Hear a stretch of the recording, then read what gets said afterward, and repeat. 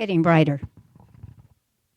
Well, after that, I'd like to say that I'm delighted to be here. The last time I spoke to a rather powerful audience, I assume you're powerful, it was in Tokyo, Japan in 1984.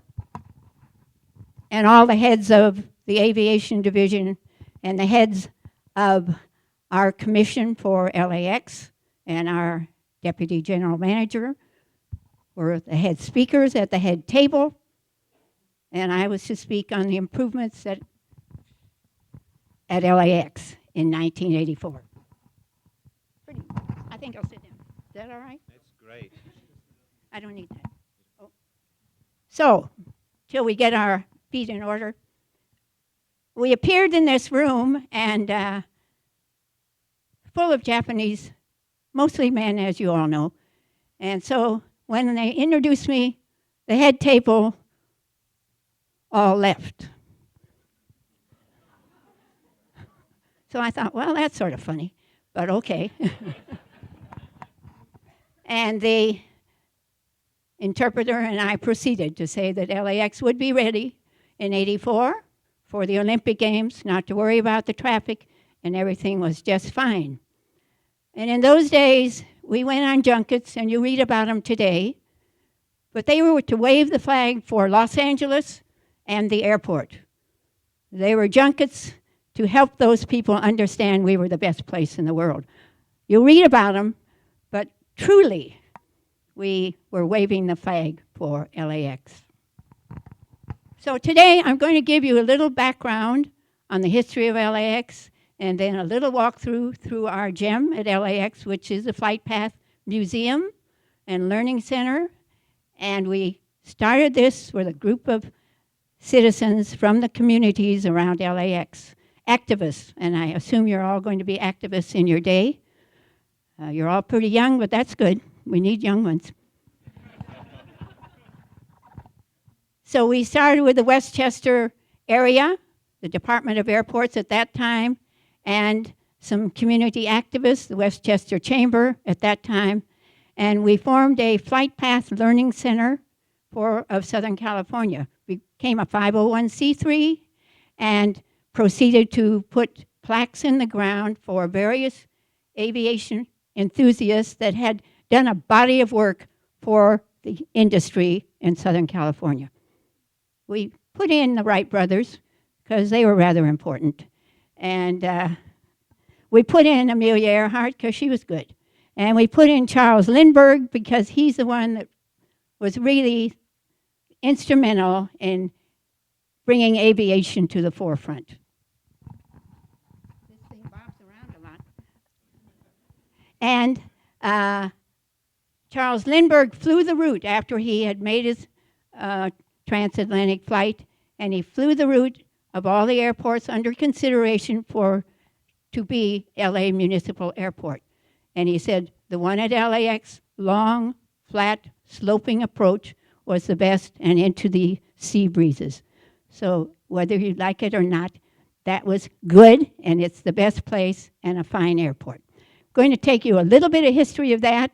Had we not formed the Flight Path Museum, management and the activists around the community, I think we would not have really saved the history of LAX. I had a lot under my desk, but it really wouldn't have been saved had we not had the facility, which was the Imperial Terminal, also a historical place, in 1970. So we began, the airport opened that Flight Path Museum, and you have a little brochure in 2003 to celebrate the 100th anniversary of the Wright brothers and the 75th anniversary of LAX.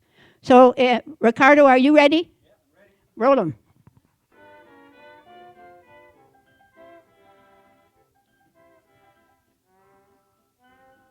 This is the way it was. Charles Lindbergh used to hang out at LAX. Amelia Earhart, that's the fashions of the 30s. Hangar 1, still there. The airport in 1930. Air races. Everybody came out to see these magnificent planes. The airport in 1948. visiting celebrities and dignitaries, Ike. The first jet in 1959. The beginning of the jet age, the theme building. The airport then, if you can recognize it, dedicated in 1961 by Vice President Johnson. Visitors like Jack Kennedy, the Beatles, Lucy trying out the moving sidewalk, Governor Reagan, Bob Hope on his USO tours, the pregnant Guppy, the Concorde in 1974, Gerald Ford, Pat and Richard Nixon to China, Barbara and George. The airport in 1984, the airport today, and at the museum, we entertain children and have seminars, learning procedures. Santa comes to visit on the helicopter for the neighborhood kindergarten children. And then we'll walk through. We have kindergarten because after that, they get a little bit wiser, unfortunately. Free parking at the museum, open Tuesday through Saturday, 10 to 3. Free coffee, free admission. P-40 cockpit as you enter the main area. Lost baggage is here. You like that? Into the main gallery. And we go through the decades of flight, the 100 years. The airport is 80 years. First stewardesses, now 80 years in the making. They were nurses. The Wright brothers flew 120 feet that day in 2003. 120 feet. Became an airport in 1928. During the war, we were making airplanes for the war effort. Most airplanes made in any part of the world. And the winning airplane was the P-51. If any of you are, I don't think you're old enough. But that's okay. Through the decades, through the 60s and the 70s, the changes in the 80s, we modernized with a second level roadway and 2 new terminals. And now we're about to expand the new terminal, which is 26 years old. In the main gallery, displays given to the 5 original carriers that came over from Lockheed Burbank in 1946. That would be United, Pan Am, TWA, Western, and American Airlines.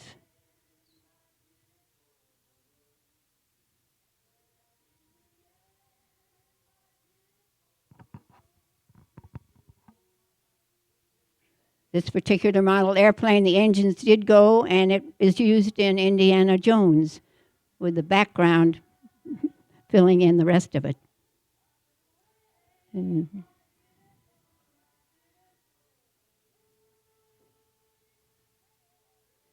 we into the Flying Tiger room where the galley is, and a tribute to Flying Tiger Airline, the first cargo airline. And we received that display from the Santa Monica Museum. This is the LAX room, and it features TWA display, and various people have brought us memorabilia, mostly from their garages, and the wives are very glad that the garages are cleaned out. Collection of uniforms that you will never see anywhere else, probably 300 or 400, all by airline, by era, and by size. Greatest collection is United Airlines, which I also had in my garage. Pan Am, really the finest carrier, began it all, then didn't survive. And PSA, you'll remember that airline, and you may not. And they whipped up to San Francisco and back for about $13.95 one way. Research library, uniforms from the 30s there to the 68, how they changed through the war years. Then we have a simulator program for young people, 12 to highest is 73. And intent. And there's 6 sessions. They're going on now, today, right now. And 3 hours, and you can fly any airport, any airplane, and then you can try to land it, try to take it off, try to taxi, try to stay on the white line on the runway. The vision you see would be actual vision of where you are with that airplane. Amazing thing. So we have those sessions 3 times a year, probably more than that. All the computers donated by the Westchester Women's Club, the American Legion, and various activists in the area. And you'd come and try that and see if you can stay on the line. So we try to reach students. We try to get them interested in careers and carrying on with their, somehow getting a spark of interest for aviation. Outside we have a DC-3 built in 1940 for TWA, then became an executive aircraft in 1982 for the Union Oil. Out our front window and outside with this escort, you can take pictures, and we have planes taking off, and out of the way, Ricardo. And the song is our own song, probably the only airport in the world that has a song. And she was a country singer, and she came to visit, left her gold records. Fantastic story. So this is what we have at LAX. Across the field is the passenger terminal, but come see us at the Flight Path Museum. Cargo airliners taxiing by all the time.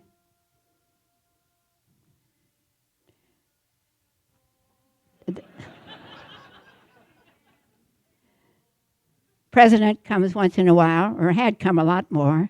Qantas A380.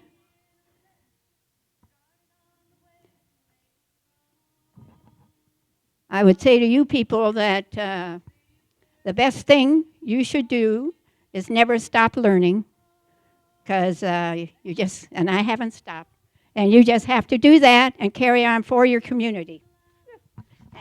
I think you got that. Wait a minute, we haven't finished.